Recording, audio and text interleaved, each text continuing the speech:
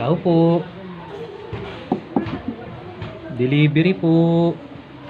Sandali lang. Tao po. Ano yun? Kay Mr. Caserius po, delivery po. Ano nga yun? Tao po, kay Mr. Caserius Masasapak ko po. to. Sandali lang. Delivery po, Ano ba yellow kasi po. yun? Ha? Opo. Yellow? Yellow.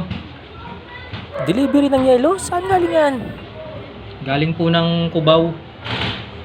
Ha? Opo. Kubaw? Anong klaseng yellow yan? Magandang klase po kasi ng tubig ang ginamit dyan. Anong klaseng Di tubig? kalidad po. Pati po yung freezer na ginamit pampatigas na sa yelo na yan. High-tech po. Opo. Ha? High-tech? Opo, ganun po ka-high-tech na po ngayon. Matagal po Hindi yan pa ba lusaw yan? malusaw. Siguro mga 2 days. 2 days? Opo. Lagay nyo po dun sa lagayan nyo ng inumin. Tapos matagal pa ho yan malusaw. Mga 2 days pa ho. Wow ha? Opo. Eh magkano naman yan? Opo, may kamahalan nga lang po. Magkano nga? 120 po yung isang piraso ng yelo Ha? na yan. Grabe ah. Ah, grabe.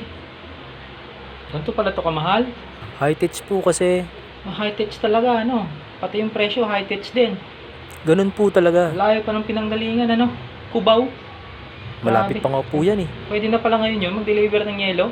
Magbayad na po kayo para di po kayo namin kayo papulis. Oo ah. Kakabilib.